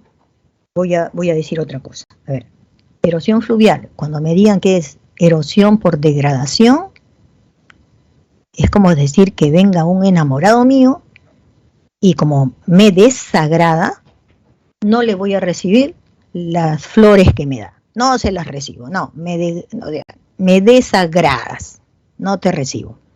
¿No? En cambio, al otro lado es relieve por agradación. Ah, no, es enamorado el siguiente, sí, ese me agrada. Entonces las flores que me trae, sí se las voy a recibir. Y se va a depositar aquí. Agradación, ¿ya? Entonces miren lo que tenemos aquí en las fotos. La foto me dice que la primera es por degradación, porque veo ahí una zona hundida. Veo dos cerros y en el centro está hundido. Entonces quiere decir que el material rocoso que había ahí ha desaparecido. ¿Quién se lo ha llevado? El río. El río ha hecho todo eso. El río ha ido escarbando toda esta parte. Va formando valles, valles en V. En cambio, un relieve por agradación es cuando el río ha dejado material orgánico y por eso ha creado un delta. Ha dejado su material ahí, todo está verdecito, ¿no? Material orgánico. Ha dejado cosas ahí, ¿ya? Y ha formado un delta. Ahora vamos a ver erosión eólica. Esto lo va a formar el aire, los vientos. Por ejemplo, es por degradación un bosque de piedras. Por eso ven aquí, ¿qué hace estas rocas aquí? No es una escultura, por si acaso, no lo ha hecho el hombre, lo ha hecho el aire, simplemente el aire. Ha ido desgastando este material rocoso. Se le conoce como bosque de piedra. En cambio, una duna es por agradación, porque estoy viendo que son, ¿no?, prácticamente partes del desierto, donde el aire va depositando arena. Debajo de la arena hay más arena. Esa es la duna. Y lo ha ido dejando allí. lo ha ido dejando, el aire lo va dejando en estos lados, las dunas. Vamos a la erosión marina, el agente son las olas del mar, ¿sí? Entonces tengo un acantilado, como la Costa Verde, por ejemplo. Las olas han ido erosionando, ¿no?, el borde, ¿no?, del continente, creando acantilados. Va dejando ahí, no, va raspando más bien, ¿no? Va desgastando la parte inferior del acantilado, después se desmorona, vuelve nuevamente las olas van a golpear esta parte, ¿no? Luego tenemos el tómbolo. Bueno, el mar hay veces suele tener corrientes marinas que son contrarias una con la otra. Aquí yo estoy viendo dos playas, una playa a la izquierda en el tómbolo y una playa a la derecha. ¿A qué se le llama tómbolo? A este pasaje de tierra, es como un puente entre el continente y una isla. Eso lo ha ido creando, lo ha ido depositando, la arena lo ha ido depositando el mar por los dos lados, y hasta que se formó un puente marino, un puente, digamos, natural de arena, que da camino al contacto con la isla, ¿no? Seguimos por aquí. Erosión glaciar. Esto lo hacen los hielos, el hielo, el glaciar. Este es un valle en U. Es muy diferente al valle en V, porque este de acá tiene formas mucho más curvas. Valle en U, porque alguna vez todo este espacio estuvo completo de rocas, pero el hielo tiene tanta fuerza también, ¿no?, para arrastrarse, ¿no? Entonces el hielo ha ido fracturando las rocas y finalmente formó un valle en U. En cambio el glaciar, ¿no?, los glaciares, por ejemplo, también van formando morrenas. Ustedes ven estas rocas en esta foto, son morrenas. Antes aquí, digamos, había hielo, y el hielo fue empujando, así como también el hielo se parte y va arrastrándose el hielo iba arrastrando también materiales rocosos que había debajo de este hielo, ¿ya?, de este glaciar. Y entonces comienza a romper las rocas que están debajo del hielo. A esas rocas puntiagudas, no son redonditas como encontramos en la playa, no son así, son puntiagudas, peligrosas para caerse encima, ¿no? Se llaman morrenas y los está depositando ahí donde terminaba ya el glaciar. Luego tenemos la erosión kárstica. La erosión kárstica, como ven aquí, por degradación puede formar cavernas, ¿no? Las cavernas, hay ciertas islas que tenemos nosotros donde se ve, ¿no?, digamos, cavernas. Bien, en Pisco sobre todo, ¿no? Las Islas Ballestas iba a decirles, ¿no? Luego tenemos esto es por degradación. Por agradación, entonces, las olas del mar, estas cavernas pueden ser erosión kárstica es porque aguas subterráneas, ¿correcto? Subterráneas. Entonces forman cavernas. Pero también las aguas subterráneas pueden formar estas formaciones de suelo, ¿no?, que aparecen como unos conos que van hacia abajo, ¿no? ¿Ven? Como unas puntas que van hacia abajo, se llama estalactitas. Esto aparece en las llamadas grutas. ¿Por qué? Porque dentro de esta hay carbonato de calcio y ahí hay una transformación química, ¿no?, y forma este tipo, digamos, de estalactitas. Las que aparecen con la puntita hacia arriba se llaman estalagmitas, ¿no? Estalactitas y estalagmitas también. Luego tenemos la erosión pluvial. Pluvial viene de las lluvias. Entonces las lluvias hacen este tipo, digamos, de zanjas. Comienza siendo como unas zanjitas pequeñas que se les llama cárcavas y después se hacen muy profundas. Luego, por agradación, entonces tenemos que la lluvia puede, ¿no?, digamos, formar un cono coluvial. Como ven aquí, ¿no?, digamos, cae la lluvia, desprende una parte del suelo y lo amontona luego como un chorro, ¿no?, justamente en esa caída. Entonces se va formando como una especie de conito coluvial, que viene empujado por la lluvia. Luego tenemos, a ver, Dios mío, vamos con el tiempo, el relieve submarino. El relieve submarino Como ven, tiene mucha similitud con el relieve que nosotros tenemos en el continente, ¿ya? Es muy parecido, ¿no? O sea, miren ustedes, hay terrenos que se levantan, hay terrenos que se hunden, ¿no? Etcétera. Entonces, vayamos viendo por partes. Ustedes ven en la parte derecha superior del dibujo la costa central del Perú. Ahí tenemos 0 metros sobre el nivel del mar. Y de ahí nosotros tenemos un relieve, antes de llegar a la isla, tenemos un relieve que nosotros le vamos a conocer como el Zócalo continental. Bueno, inclusive puede ser hasta después de la isla, en el caso de la costa peruana, ¿ya? Entonces, esto tiene una profundidad máxima de 200 metros, ¿ya? Solamente hasta 200 metros. Se le llama Zócalo continental.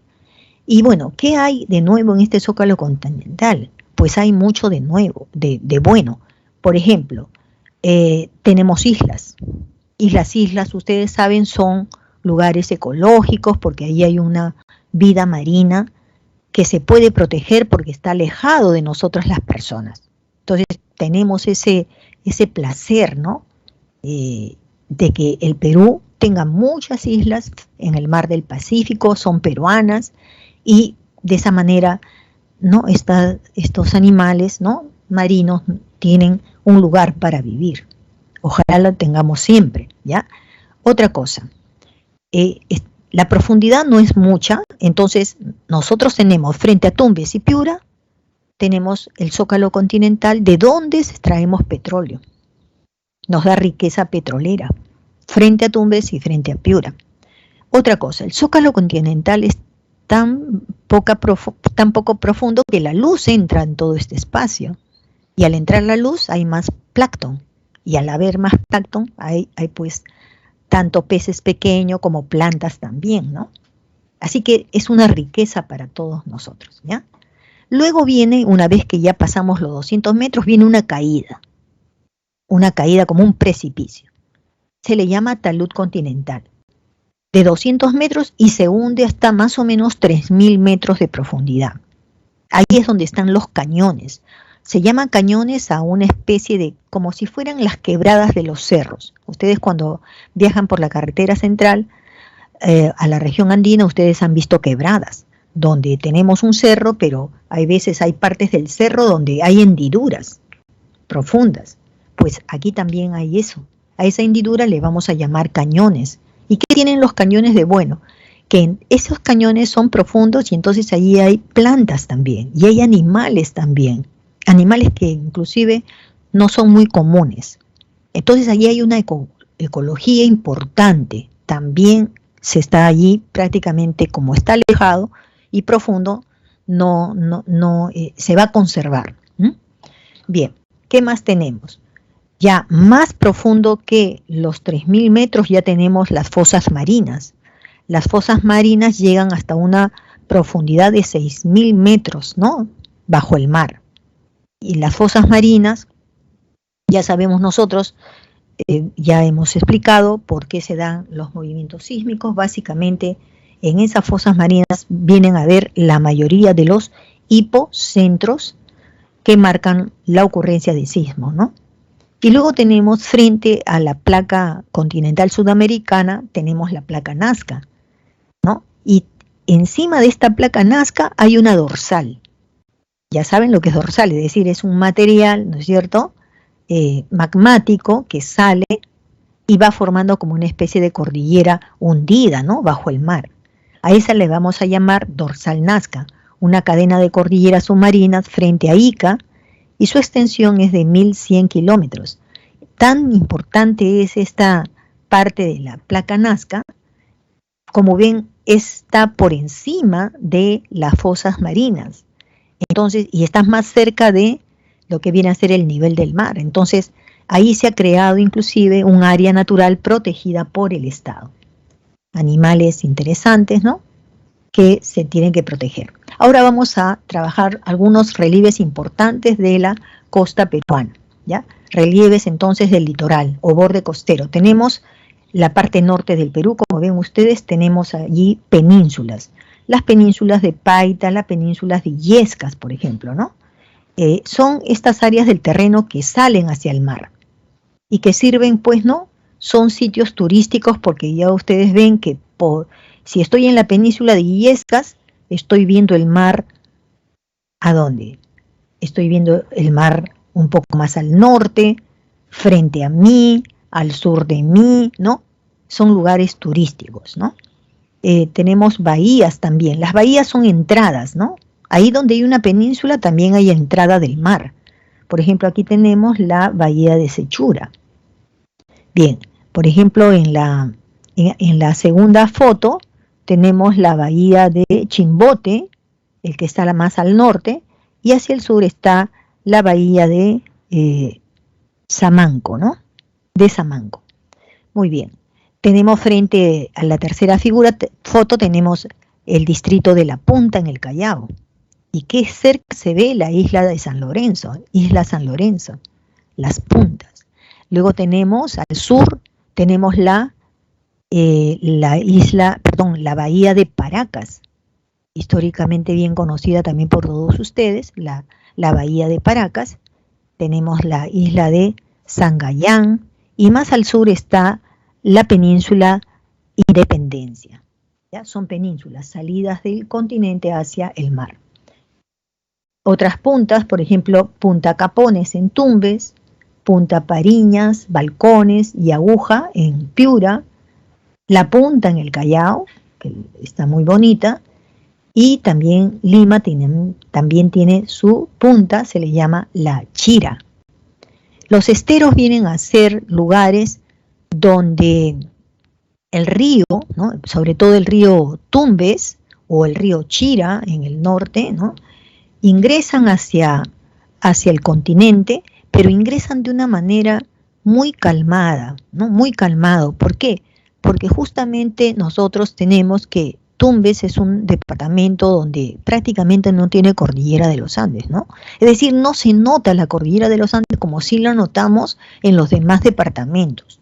Pero no, ¿por qué? Porque el suelo de Tumbes tiene menos altitud, tiene menos. Entonces en las aguas, tanto del río Tumbes como del río Chira, logran ingresar de una manera pausada y calmada, mezclándose muchas veces con las aguas del Océano Pacífico. De esa manera ha producido allí como una especie de un área, mejor dicho, un área de vegetación, pero también de mucha presencia de animales que viven justamente en los manglares. La costa peruana es una franja muy delgada, como ven ustedes, ¿no? Va de 0 metros sobre el nivel del mar hasta 1000 metros sobre el nivel del mar. Y vamos a encontrar que la parte más ancha, pues ustedes la están viendo ahí en Piura, ¿no? Y la parte más angosta está justamente en Arequipa. Vamos a ver algunos relieves que son característicos. Por ejemplo, toda la costa peruana está comprendida de numerosos valles, ¿no? Que van formando prácticamente abanicos fluviales o conos de deyección, como también se le va a llamar, ¿no? Y todos estos ríos que terminan luego en el Pacífico, pues son los que están dejándonos, digamos, estos valles, ¿no? Por ejemplo, el valle de Tumbes, de Chira, de Piura, ¿no? De Chancay, el Jequetepeque, todo el río Santa, el Chillón, el Rímac, el valle del río Rímac, Lurín, Ica, Camaná, son los más importantes. Esos son los valles. Luego tenemos las pampas. Los valles y las pampas se parecen mucho. ¿En qué? En que ambos tienen suelos orgánicos. Cuando decimos suelos orgánicos o aluviales, quiere decir que son suelos productivos. La diferencia está en que el valle tiene muy cerca a un río y gracias a ese río el valle es productivo. En el caso de las pampas no. Las pampas tienen suelo orgánico, pero lo que les falta es agua. Ustedes dirán, pero profesora, en esta foto veo plantas. Sí, son plantas cultivadas, pero eso ha sido gracias a los proyectos de irrigación. El hombre ha creado reservorios para tener agua y permanentemente todo el año puede llevar aguas a estas pampas, ¿ya? Las pampas más importantes son las de Morropón, Olmo, Chao, Virú, Moche, Chicama, Casma, Nepeña, Chimbote, Villacurí, Majes y Siguas. Todavía hay muchos pampas, que necesitan todavía ser, digamos, más productivas. Vamos a viendo los relieves de la llanura costera. Por ejemplo, tenemos tablazos, ¿no? Ya hemos explicado que es un tablazo, son tierras que se levantan por la isostasia y básicamente se encuentran en Piura. Entonces tenemos en Tumbes tablazos como Zorritos, en Piura Máncora, y en Lima también tiene su tablazo, viene a ser la Tablada del Lurín. Las depresiones es lo contrario de tablazos, son zonas hundidas, ya sea porque están muy cerca, ¿no?, del mar, donde hay afloramiento de aguas, ¿no? ¿Qué quiere decir? Quiere decir que cerca, digamos, del mar podría suceder que a un costado, ¿no?, ya en el continente, haya una depresión, y esa depresión puede estar cubierta de agua, pero ese agua, ¿de dónde viene? Viene del océano, porque uno toma ese agua y la nota salada. ¿Por qué? Porque se ha filtrado, ¿no? El agua del mar se filtra y sale por una parte, digamos, de tierra. A esas se les llaman salinas. Poseen sales. Cuando se seca el agua, deja sales. Por ejemplo, tenemos las salinas de Huacho, Otuma y Cañamac. Tenemos también las dunas, ¿no? Las dunas ya sabemos que son producidas por, ¿no?, las arenas. Así que tenemos las dunas, por ejemplo, de Purpur en Virú, las dunas del desierto de Sechura y las dunas del desierto de Ica. Tenemos también relieves de la costa peruana, por ejemplo, las estribaciones andinas. Las estribaciones andinas son cerros de poca altitud, ¿no? Máximo hemos dicho que la costa va a ser hasta 1000 metros sobre el nivel del mar. Es el Morro Solar, el Cerro San Cristóbal, las lomas de La Chay, las de Paraíso, Lúcumo en Lima, Atiquipa también en Arequipa. Son esas, digamos, las lomas que vienen a ser estos espacios donde hay vegetación a pesar de que no hay río. Pero lo que sí hay es mucha neblina. Las lomas de Paraíso, entonces, en invierno tienen mucha vegetación y animales también. Pero en los tiempos de verano, como todos sabemos aquí en lo que es costa, deja de haber estas plantas. Y así todos los años. Es decir, las lomas se forman solamente por la humedad, la intensa humedad que tiene el aire. Tenemos luego la cordillera de la costa, ¿no? Esta cordillera de la costa es una cadena de montañas que se presentan en el norte, por ejemplo, en Illescas, y ahí han dejado algunos accidentes geográficos como la Silla de Paita y los cerros de Amotape. Y en el sur tenemos, ¿no?, la cordillera de la costa, la antigua cordillera de la costa, que va desde prácticamente, ¿no?, la península de Paracas hasta que llega prácticamente a la frontera con Chile. Principales relieves de la región andina, ¿no? Bueno, la región andina está comprendida pues por una gran variedad de accidentes geográficos, como montañas, picos, nevados, volcanes, mesetas, nudos, ¿no?, quebradas, cañones.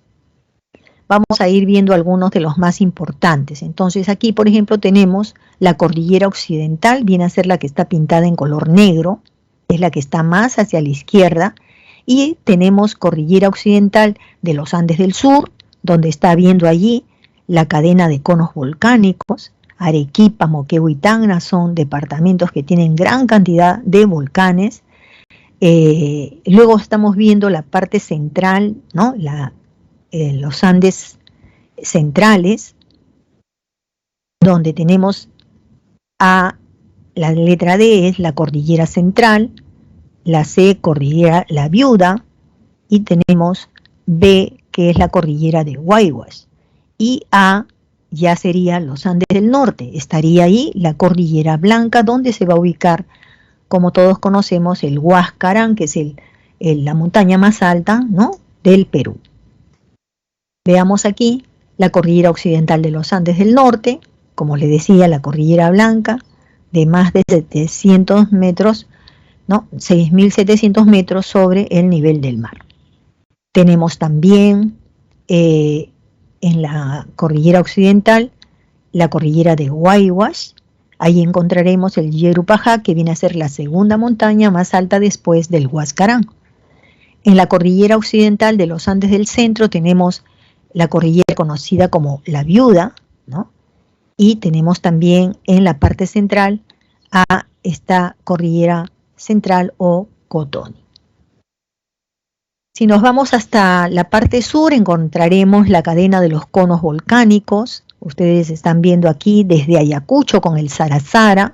Arequipa es la que tiene más volcanes, el Coropuna, el Chachani, el Sabancaya, ¿no? El Ampato, el Misti. Luego también tenemos en Moquegua, por ejemplo, el Ubinas, el Huayna Putina, ¿no? Tixán, entre otros. Y en Tacna tenemos el Tutupaca, el Yucamane, el Purururún, aquí, ¿cómo es? Pururún. Ya, correcto. Y el Casiri. Como ven, son departamentos, ¿no? Muy característicos por la presencia numerosa de volcanes. La cordillera oriental de los Andes del centro y del sur. Bien, está pintado en color rojo, como ven ustedes, en la parte sur, cerca de lo que viene a ser el nudo de Vilcanota, tenemos el punto E, es la cordillera de Vilcabamba, y el punto F viene a ser la cordillera de Vilcanota. Estas dos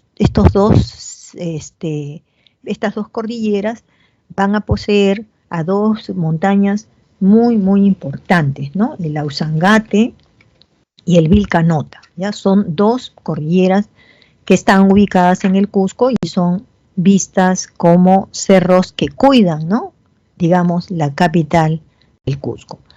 En la cordillera oriental, las principales cordilleras son las de Vilcabamba, con el Salcantay, el Vilcanota, como les dije, con el Ausangate, y ya en la cordillera de Carabaya vamos a tener al Ayincapac. Son hermosas, miren ustedes, hermosos, Salcantay, el Ausangate, el Ayincapac. Cuando uno va hacia lo que va a ser Machu Picchu, los puede ver, ¿no? Muy bonitas. Tenemos los valles interandinos, que es donde habita la mayor cantidad de la gente que vive en la región de la sierra, ¿no? Porque tiene el clima más bonito de todos y el más saludable. Los valles principales son el de Huancabamba, el de Cutervo, Celendín, ¿no? El Callejón de Huaylas, también muy hermoso. Lima, bueno, hay más ciudad que valles, pero tiene también sus sitios hermosos, ¿no? Tenemos el Mantaro, Huanta, el Valle de Huanta, todos ellos son, digamos, valles muy productivos y además habita mucha gente de la región andina, no se olviden.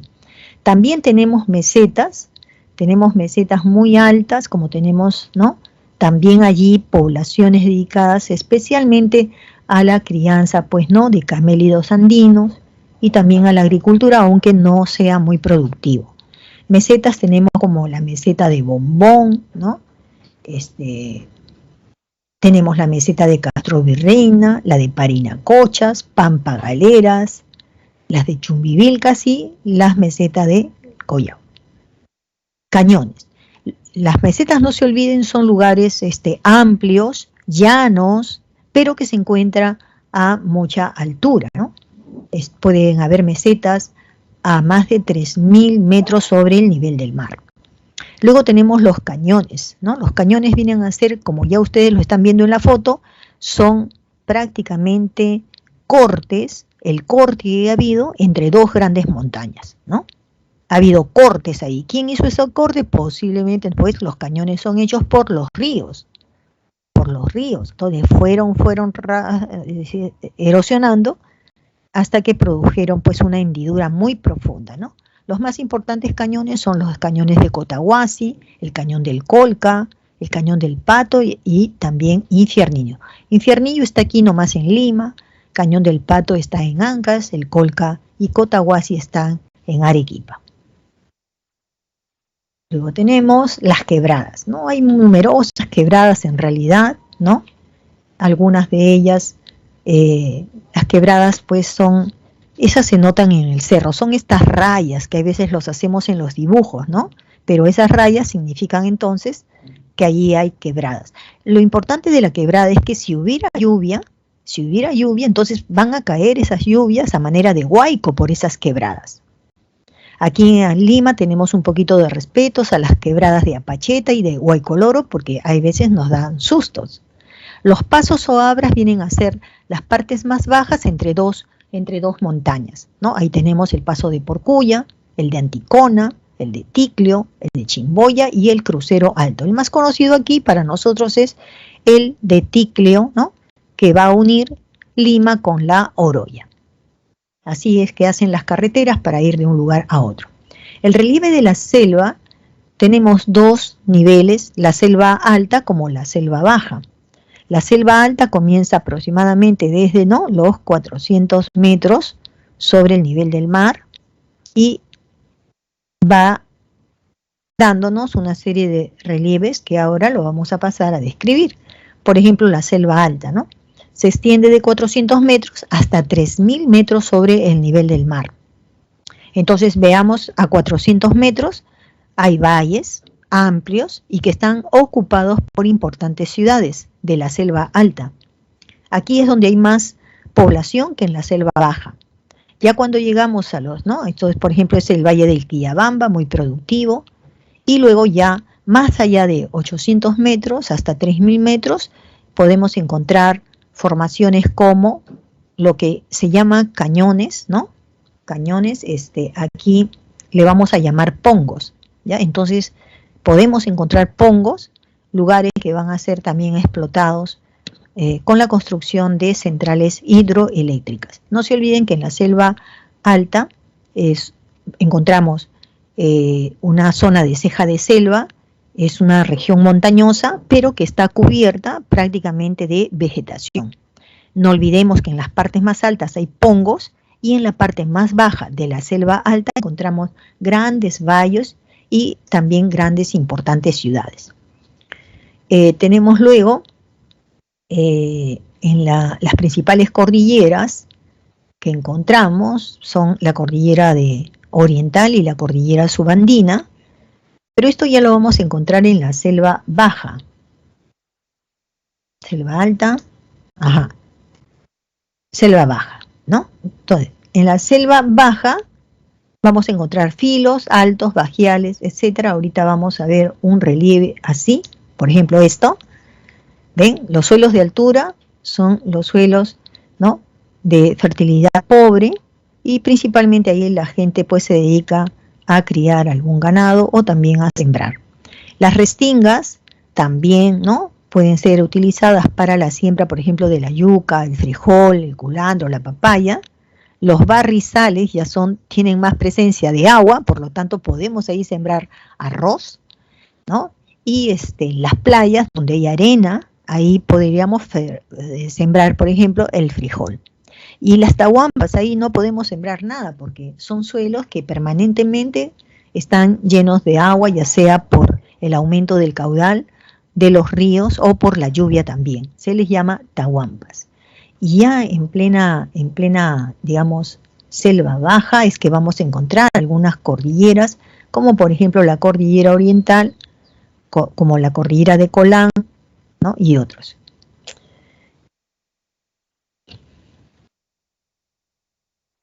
Hay algunas fotos que van a indicarles a ustedes estos relieves. Por ejemplo, en la selva baja tenemos los filos.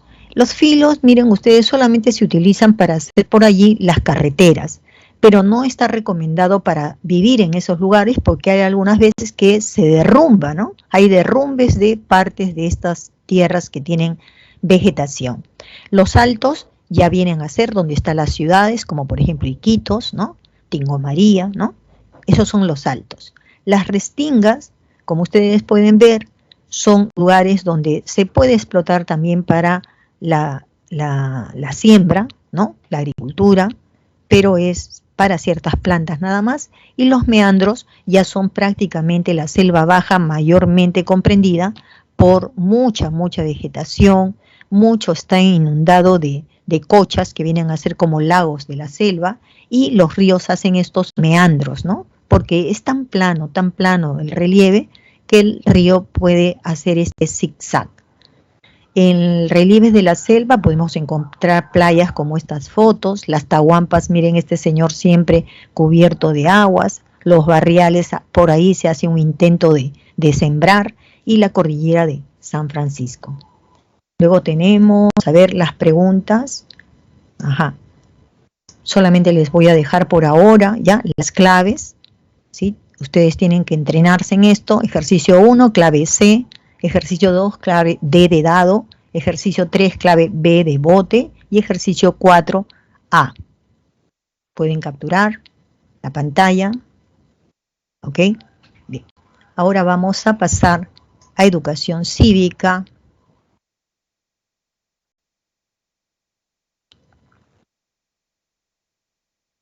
Hoy día en Cívica vamos a tratar sobre la ciudadanía, los mecanismos de participación ciudadana y las organizaciones políticas y cómo éstas van a practicar la democracia. Antes que nada vamos a hablar sobre qué cosa es ciudadanía. Bueno, al hablar de ciudadanía estamos hablando ya de una condición que es jurídica y que a su vez es política también. ¿Por qué es jurídica? Porque lo jurídico tiene que ver mucho con las leyes y las normas, ¿ya? Quiere decir que nosotros como personas, nosotros como ciudadanos, estamos amparados, ¿no? Y estamos protegidos porque existen derechos que tenemos. Y eso lo dicen las normas, ¿ya? Pero acá dice que la ciudadanía también tiene, ¿no?, una condición política. ¿Cuál es la condición política? Que yo como ciudadano y ustedes también como ciudadanos tenemos nosotros el derecho a elegir a nuestros ciudadanos.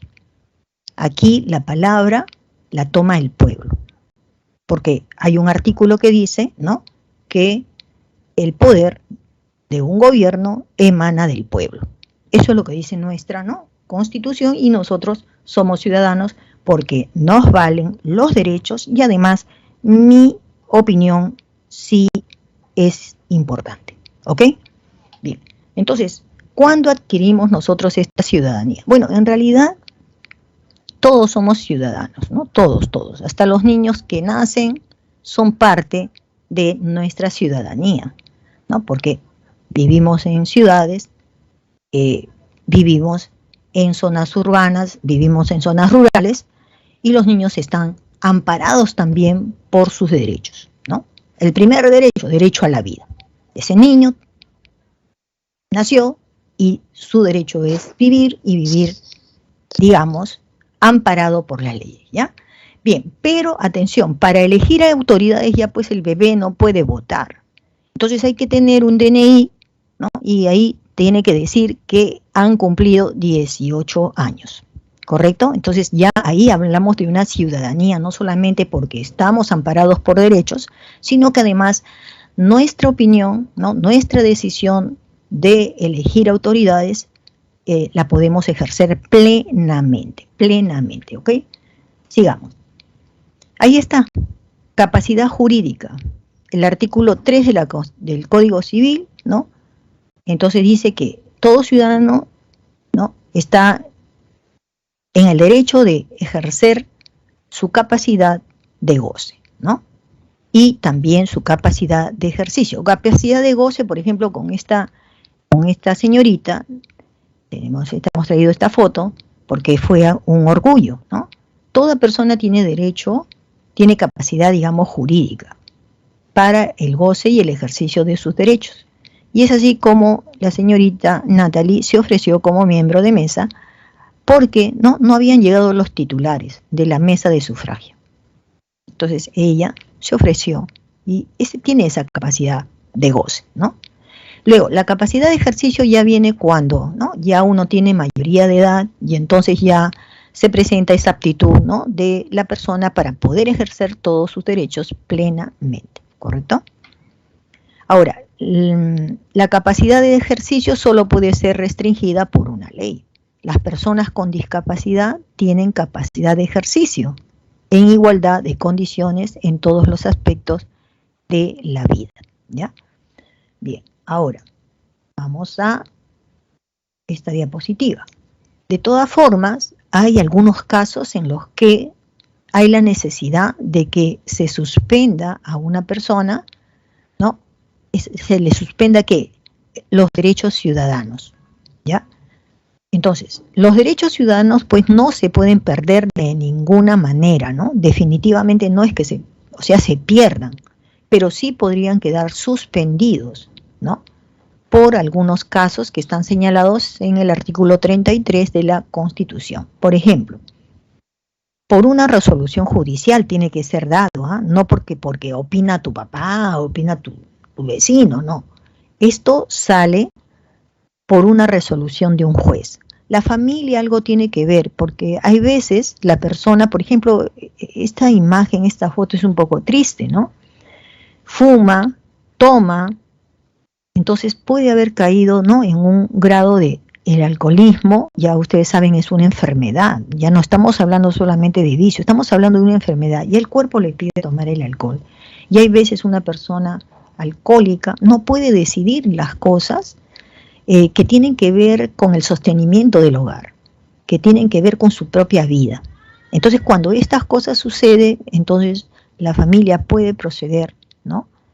Y ella misma puede decir, ¿no?, que se le suspenda el derecho a ciertos derechos ciudadanos. Por ejemplo, tomar decisiones de las herencias o tomar decisiones sobre cosas importantes en la familia, ¿no?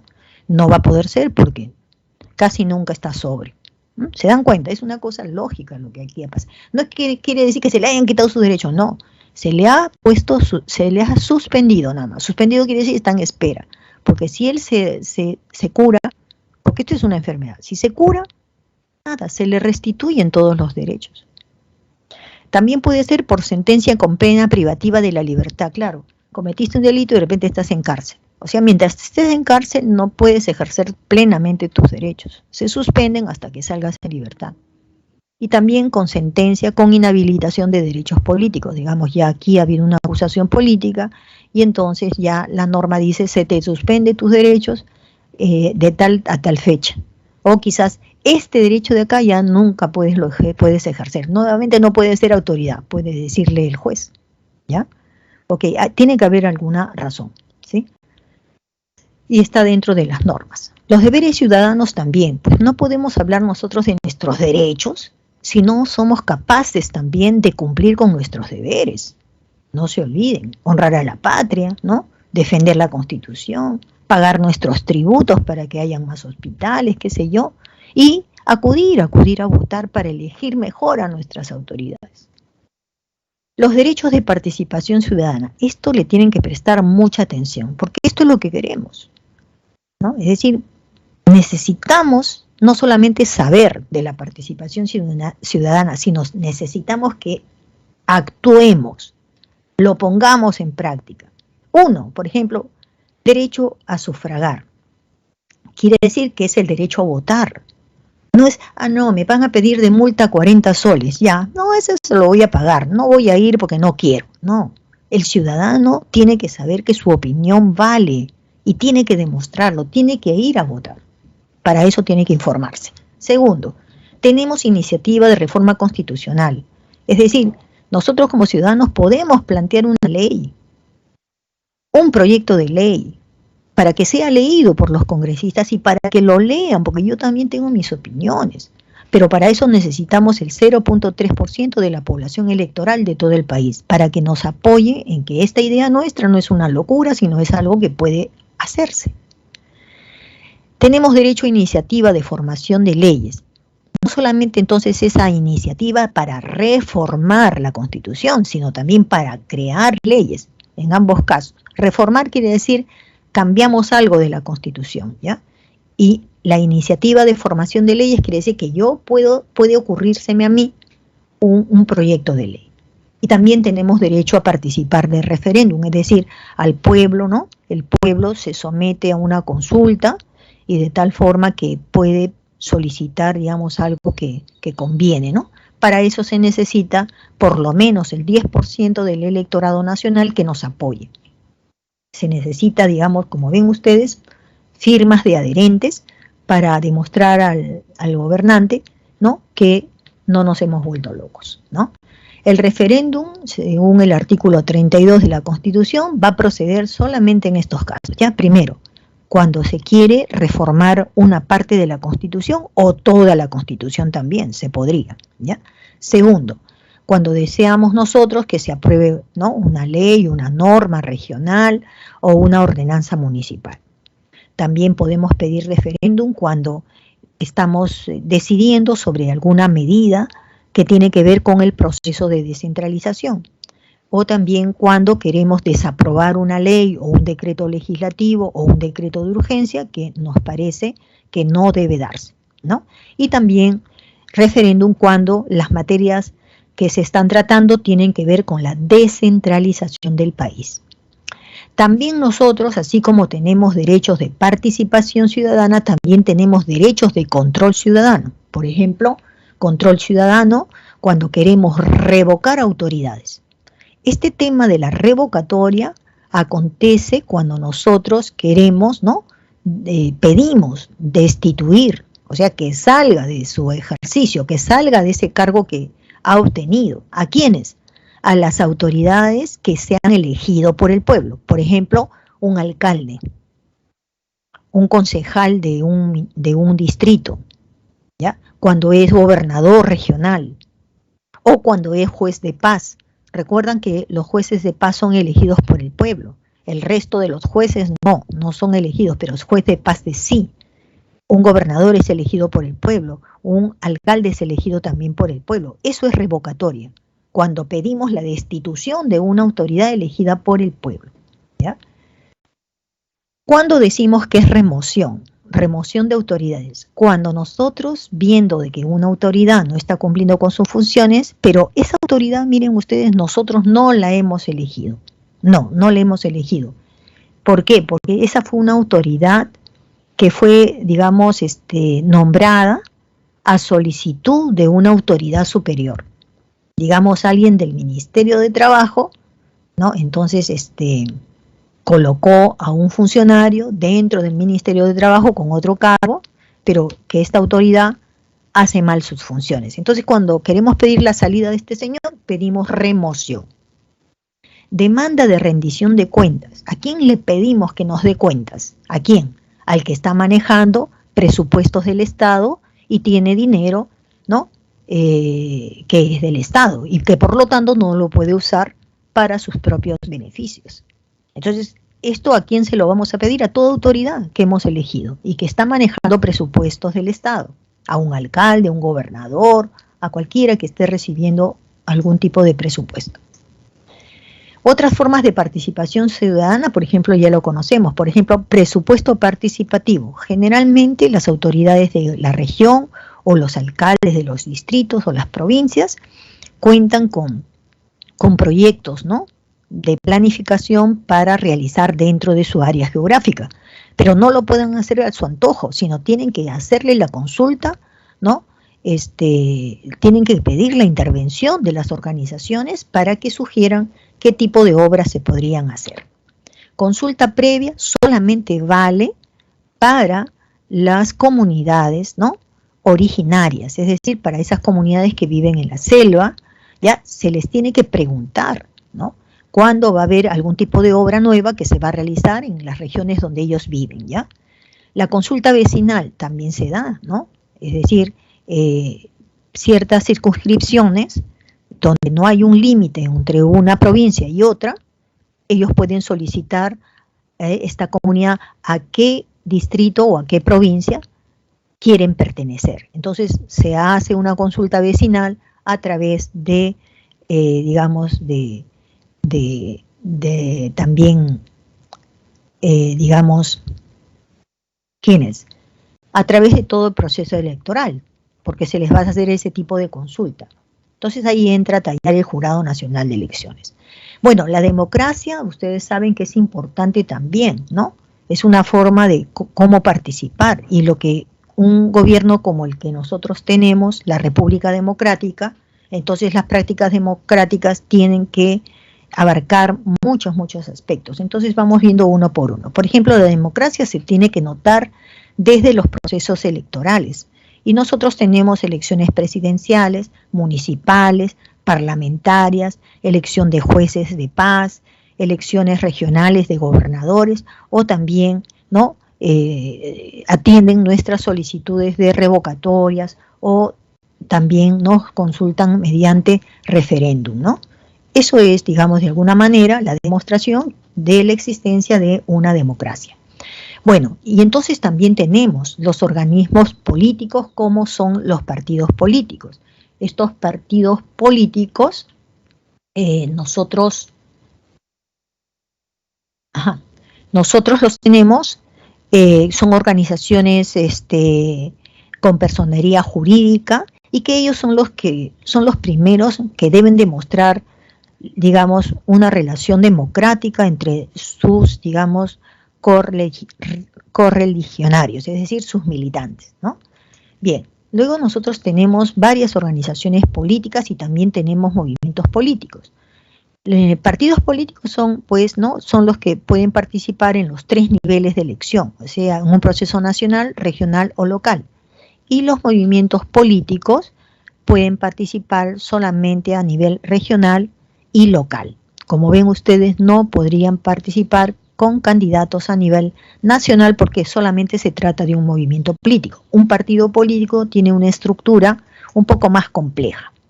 Por ejemplo, ¿no?, todos los partidos o movimientos políticos tienen que ser registrados por el Jurado Nacional de Elecciones. De esa manera, ellos podrían, ¿no?, cumpliendo todos los requisitos, pueden participar en los procesos electorales, ¿ya? Además, los partidos políticos pueden hacer alianzas o pueden hacer fusiones, ¿no? Una alianza es cuando se han puesto de acuerdo en participar, digamos, 2 organizaciones bajo un mismo nombre y un mismo símbolo, ¿no? Y ya cuando termina el proceso electoral se pueden volver a separar. Pero una fusión es diferente, porque ya aquí los 2 se han integrado para convertirse en un solo movimiento. La democracia interna es muy importante, ¿no? Es decir, así como ellos pueden presentar candidatos para nuestras autoridades, internamente ellos deben de también practicar la democracia para elegir en ese movimiento o partido a sus autoridades, y no elegirlos a dedo, ¿no?, sino allí la población, sus militantes, tienen que elegir a quienes pueden ser los candidatos. Profesora, disculpe la interrupción, ya estamos en horario de receso. Ok, gracias. Bien, jóvenes, esta parte de acá que viene ya es más sencilla. Yo les voy a pedir a ustedes que la sigan leyendo y les voy a mostrar para que capturen las claves, y con eso nos vamos retirando a el recreo, que es muy importante. Muchas gracias por su atención. Hasta la próxima semana.